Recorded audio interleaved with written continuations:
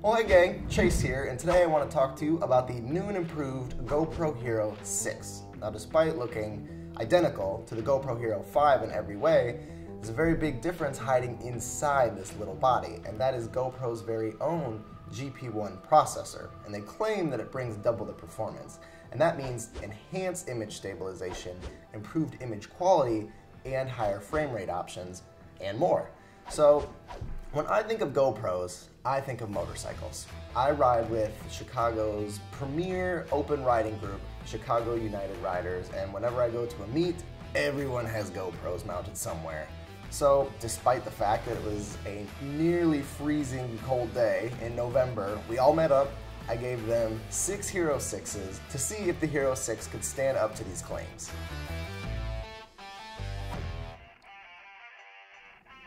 The Hero 5 was actually the first GoPro that came with electronic image stabilization. It compensated 4 axes up to 2.7K 60, and it cropped the image approximately 10% to do this. I have these cameras mounted to my wrist, and as you can see, compared to the 6, it still has some wobble here and there.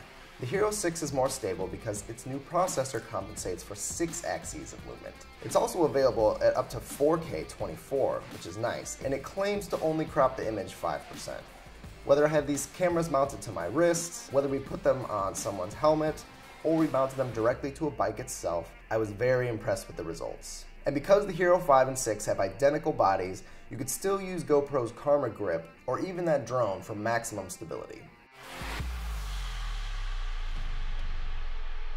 So I checked out the stabilization first, but I was really excited to take a look at the difference in the new GoPro's image quality. The Hero 5 maxed out at about 60 megabytes per second, but the Hero 6 can record up to 78 megabytes per second and promises higher dynamic range and more robust colors.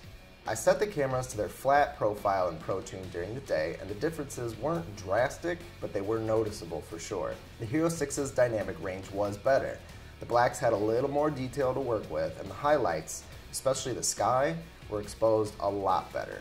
Now, it was a mid-November day in Chicago, so there wasn't a ton of color to be seen, but where it did show up, you could see differences there as well. Even though the Hero 6's flat profile appears more saturated than you normally expect from a flat profile, there's still detail within those chroma-happy areas. But what's more important is that the Hero 6's color reproduction is a lot truer. When I took them into post and tried lifting the 5 saturation to match the 6, the blues were never as saturated as they should be unless you really crank things up.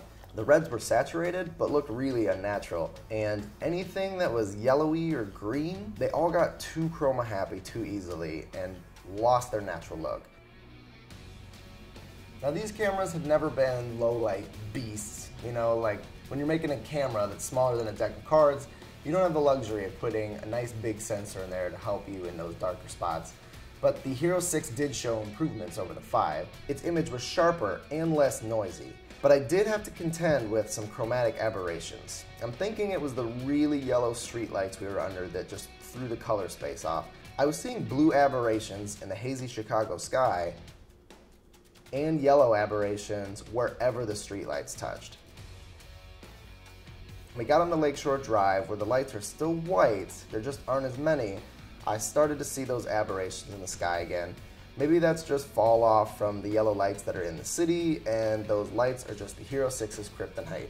But I'd still prefer the 6's sharper image in this less than ideal situation, knowing that in a more standard low light setting, it will probably perform that much better.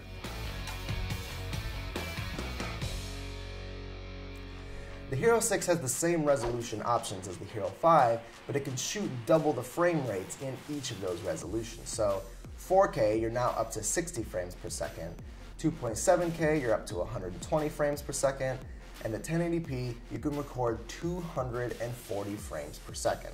4K 60 and 1080p 240 use the new HEVC codec. HEVC gives you an image that's just as good as the AVC, but it compresses it down a lot more and you have a much smaller file to deal with. So even though one is recording images 4 times larger than standard HD at 2.5 times the standard frame rate, and the other is recording 10 times the standard amount of frames, the file sizes were only slightly larger than their standard counterparts. I did notice that anything shot at 120 frames per second had a slight stutter to it. I bring it into Premiere, I interpret the footage as 24 frames per second, and it looks like it records 60 frames per second and just doubles the frames. I don't know if I'm doing something wrong or if that's just how GoPro records 120 frames per second. If anyone has the answer to that question and wants to leave it in the comment below, I'd really appreciate it. But other than that, all the slow-mo I shot played back smoothly and the image quality stayed really sharp and beautiful. And that was my day with the new GoPro Hero 6. I was very impressed with the improvements that the GP1 processor brings, and I'm really excited to see what kind of features it will unlock when they refine it further in the future. If you would like any more information on the GoPro Hero 6, please check out its page on bhphotovideo.com. Thank you for watching.